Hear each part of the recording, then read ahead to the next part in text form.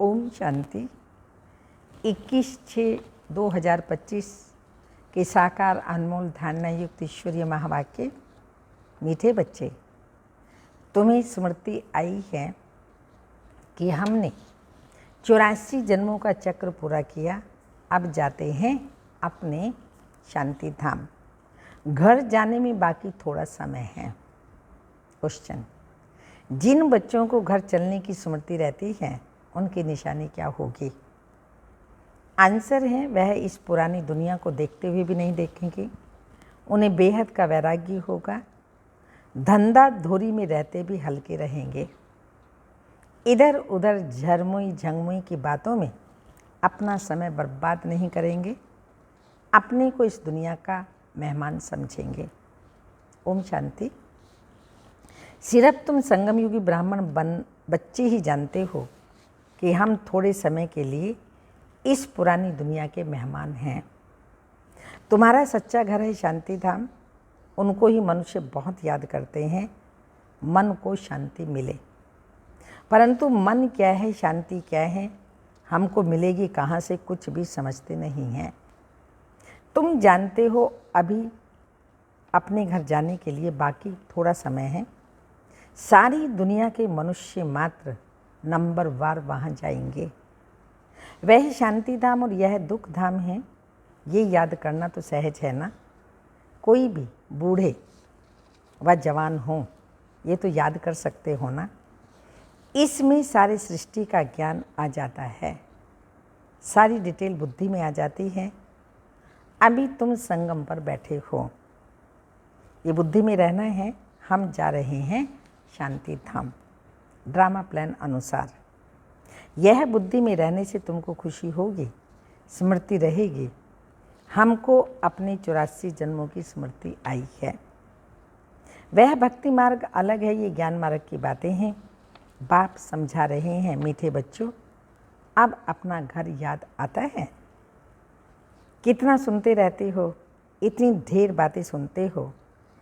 एक यही है कि अभी हम शांति धाम जाएंगे और फिर सुख धाम में आएंगे। बाप आया ही है पावन दुनिया में ले जाने के लिए। सुख धाम में भी आत्माएं सुख और शांति में रहती हैं। शांति धाम में सिर्फ शांति है। यहाँ तो बहुत हंगामा है ना। वहाँ मधुबन से तुम जाएंगे अपने घर में तो बुद्धि झरमुई झंगमुई अपने धंधे आदि तरफ चली जाएगी। यहाँ तो वह झंझट नहीं रहती। तो तुम जानते हो हम आत्माएं शांति धाम की निवासी हैं। यहाँ हम पाठधारी बने हैं और कोई को ये पता नहीं कि हम पाठधारी कैसे हैं। तुम बच्चों को ही बाप आकर पढ़ाते हैं। कोटों में कोई पढ़ते हैं, सब तो नहीं पढ़ेंगे। तुम अभी कितने समझदार बनते हो। पहले बेसमझ थे, अभी तो देखो लड़ाई झगड़ा आदि कितना है। इनको क्या कहेंगे? हम आपस में भाई भाई हैं, वो भूल गए हैं। भाई भाई कभी खुश रहते हैं क्या? सॉरी, भाई भाई कभी खून करते हैं क्या? हाँ, खून करते भी हैं तो सिर्फ मिल्कियत के लिए। अभी तुम जानते हो हम सब एक बाप के बच्चे भाई भाई हैं। तुम प्रैक्टिकल में समझते हो हम आत्माओं को बाबा आकर पढ़ाते हैं। 5000 वर्ष पहले माफिक हमको पढ़ाते हैं, क्योंकि वह ज्ञान का सागर है। इस पढ़ाई को और कोई नहीं जानते। यह भी तुम बच्चे जानते हो बाप ही स्वर्ग का रचयिता है। सृष्टि को रचने वाला नहीं कहेंगे। स्वर्ग रचते हैं, सृष्टि को रचने वाला नहीं करेंगे। सृष्टि तो अनादि ही है। स्वर्ग को रचते हैं बाबा है स्वर्ग रचने वाले। और कोई खंड वहाँ नहीं था जब स्वर्ग था। यहाँ तो बहुत खंड हैं। कोई समय था जबकि एक ही धर्म था, एक ही खंड था। पीछे फिर वैरायटी धर्म आए हैं। अभी बुद्धि में बैठता है कि वैरायटी धर्म कैसे आते हैं। पहला आदि सनातन देवी देवता धर्म है। सनातन धर्म भी यहाँ कहते हैं, परंतु अर्थ तो कुछ भी समझते नहीं। तुम सब आदि सनातन देवी देवता धर्म के हो, सिर्फ पतित बन गए हो। सतो प्रधान से सतो रजो तमो हो गए हो। तुम समझाते हो आदि सनातन देवी देवता धर्म के हम थे तो बहुत पवित्र थे, अभी पतित बने हैं। तुमने बाप से वर्षा लिया था पवित्र दुनिया के मालिक बनने का। समझते हो पहले पहले पवित्र ग्रस्त धर्म के थे, अभी ड्रामा के प्लान अनुसार रावण राज्य में हम पतित प्रवृत्ति मार्ग के बन गए हैं। तुम ही पुकारते हो हे पतित पावन हमको सुख धाम में ले चलो। कल की बात है, कल तुम पवित्र थे, आज अपवित्र बन पुकारते हो। आत्मा ही पतित हो गई है, आत्मा पुकारती है बाबा आकर हमको फिर से पावन बनाओ।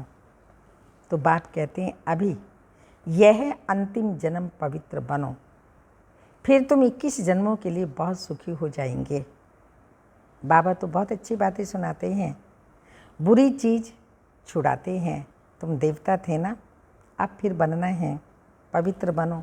कितना सहज है, कमाई बहुत भारी है। तुम बच्चों की बुद्धि में है, शिव बाबा आया है, हर 5000 वर्ष बाद आते हैं। पुरानी दुनिया से नहीं होती है जरूर, ये कोई और बता न सके। शास्त्रों में कलयुग की आयु बहुत लंबी कर दी है, यह है सारी भावी ड्रामा की। अभी तुम बच्चे पापों से मुक्त होने का पुरुषार्थ करते हो, ध्यान रहे और कोई पाप न हो जाए। देही अभिमान में आने से ही फिर और विकार आते हैं जिससे पाप होता है, इसलिए भूतों को भगाना पड़ता है। इस दुनिया की कोई भी चीज़ में मोह ना हो, इस पुरानी दुनिया से वैराग्य हो। भल देखते हो पुराने घर में रहे पड़े हो, परंतु बुद्धि नई दुनिया में लगी रहे। अब नए घर में जाएंगे तो नए को ही देखेंगे ना। जब तक ये पुराना घर खत्म हो तब तक आँखों से पुराने को देखते हुए याद नए को करना है। कोई भी ऐसा काम नहीं करना है जो फिर पछताना पड़े। आज फलाने को दुख दिया, ये पाप किया। बाबा से कुछ भी आप पूछ सकते हो, बाबा ये पाप है, हाँ ये पाप है क्या, गुटखा क्यों खाना चाहिए। पूछेंगे नहीं तो गुटखा खाते रहेंगे। बाबा से पूछेंगे तो बाबा झट हल्का कर देंगे। तुम बहुत भारी हो, पापों का बोझा बड़ा भारी है। 21 जन्म फिर पापों से हल्के हो जाएंगे। जन्म जन्मांतर का सिर पर बोझा है, जितना याद में रहेंगे हल्के होते जाएंगे, खाद निकलती जाएगी और खुशी चढ़ जाएगी। सतयुग में तुम बहुत खुशी में थे, फिर कम होते होते सारी खुशी तुम्हारी गुम हो गई है। सतयुग से लेकर कलयुग तक इस जर्नी यानी कि यात्रा में 5000 वर्ष लगे हैं। स्वर्ग से नरक आने की यात्रा का अभी पता लगा है कि हम स्वर्ग से नरक में कैसे आए हैं। अभी फिर तुम नरक से स्वर्ग में चलते हो, 1 सेकंड में जीवन मुक्ति। बाप को पहचाना, बाप आए हैं तो ज़रूर हमको स्वर्ग में ले जाएंगे। बच्चा पैदा हुआ और मिल्कियत का मालिक बन गया। बाप के बने तो फिर नशा चढ़ना चाहिए ना, उतरना क्यों चाहिए। तुम तो बड़े हो ना, बेहद बाप के बच्चे बने हो तो बेहद की राजधानी पर तुम्हारा हक है। इसलिए गायन भी है। अतीन्द्रिय सुख पूछना हो तो गोपी बल्लभ के गोप गोपियों से पूछो। बल्लभ बाबा है ना, उनसे पूछो।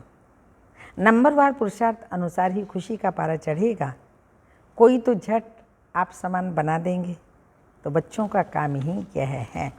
सब कुछ भुलाए अपनी राजधानी की याद करना और दिलाना। तुम तो स्वर्ग के मालिक थे। अभी कलयुग पुरानी दुनिया है, फिर नई दुनिया होगी। अभी तुम बच्चों को बुद्धि में हैं। हर 5000 वर्ष बाद बाप भारत में ही आते हैं, उनकी जयंती भी मनाते हैं।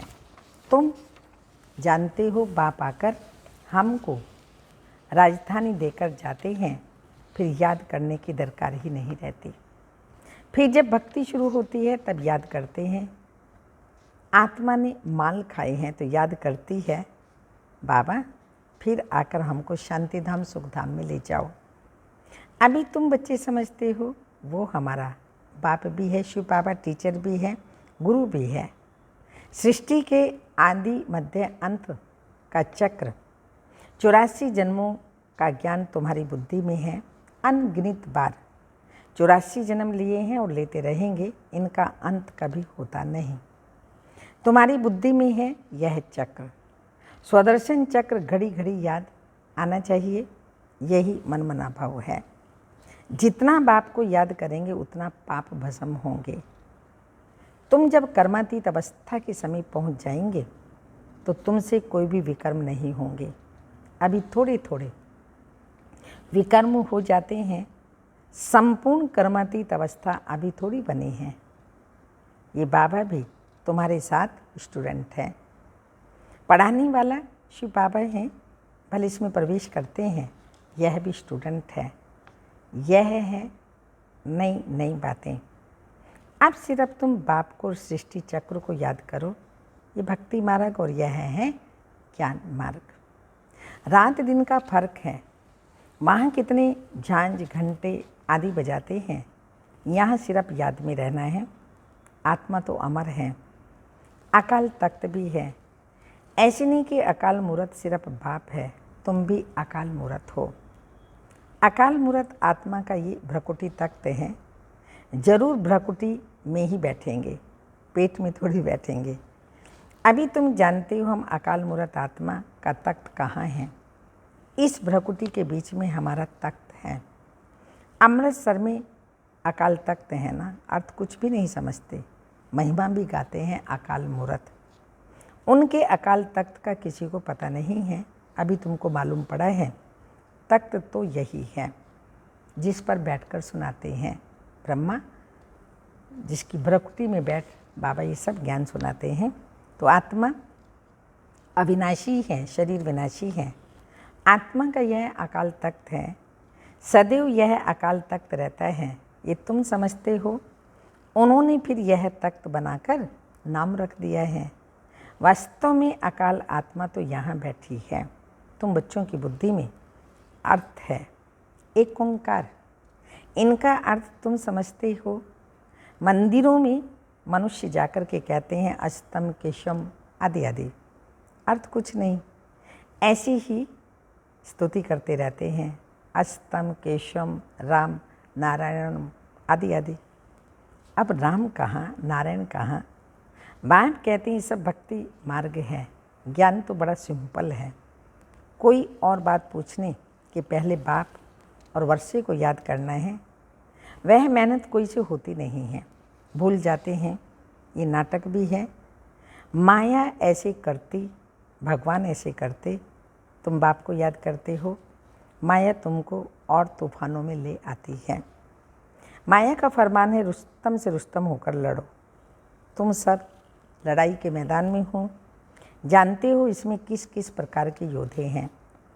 कोई तो बहुत कमज़ोर, कोई मध्यम कमज़ोर, कोई तो फिर तीखे भी हैं।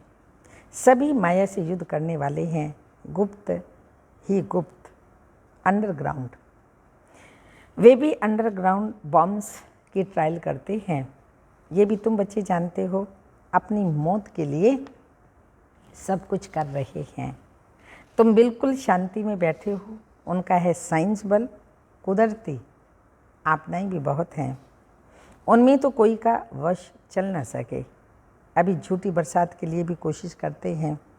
झूठी बरसात पड़े तो फिर अनाज जाते हो।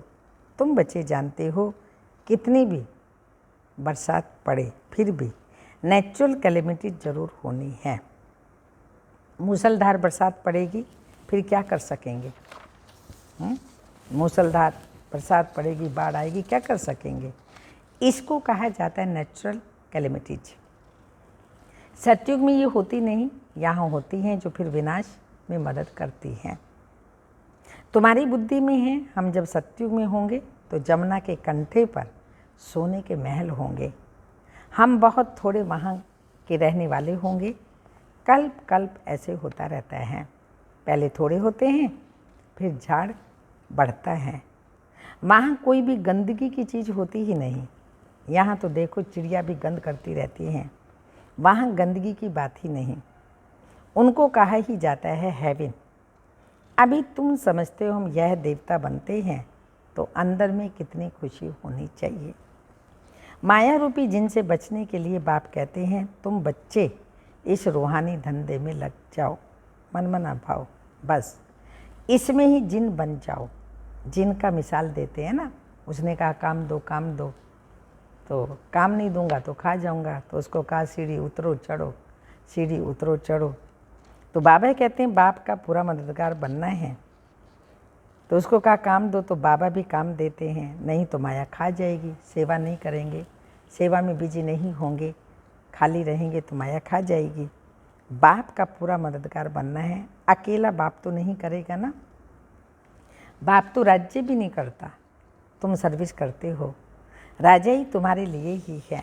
बाप कहते हैं मैं भी मगध देश में आता हूँ, माया भी मगरमच्छ है, कितने महारथियों को हप कर खा जाती है। ये सब दुश्मन हैं, जैसे मेंढक का दुश्मन सर्प होता है ना, तुमको मालूम है ऐसे तुम्हारी दुश्मन है कौन? माया। अच्छा, मीठे मीठे सिक्की लदे बच्चों प्रति माता पिता बाप दादा का याद प्यार। Good morning diamond morning. रूहानी बाप की रूहानी बच्चों को नमस्ते। हम रूहानी बच्चों की रूहानी माता पिता बाप दादा को याद प्यार। Good morning diamond morning. Om नमस्ते।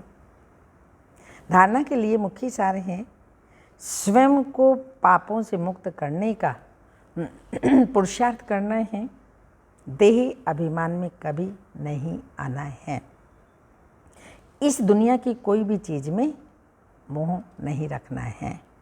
सेकंड पॉइंट, माया रूपी जिन से बचने के लिए बुद्धि को रूहानी धंधे में बिजी रखना है, बाप का पूरा पूरा मददगार बनना है। वरदान, सर्व खजानों को समय पर यूज कर निरंतर खुशी का अनुभव करने वाले खुश नसीब भव। स्पष्टीकरण, बाप दादा द्वारा ब्राह्मण जन्म होते ही सारे दिन के लिए अनेक श्रेष्ठ खुशी के खजाने प्राप्त होते हैं, इसलिए आपके नाम से ही अब तक अनेक भक्त अल्पकाल की खुशी में आ जाते हैं। आपके जड़ चित्रों को देखकर खुशी में नाचने लगते हैं। ऐसे आप सब खुश नसीब हो। बहुत खजाने मिले हैं, लेकिन सिर्फ समय पर यूज करो।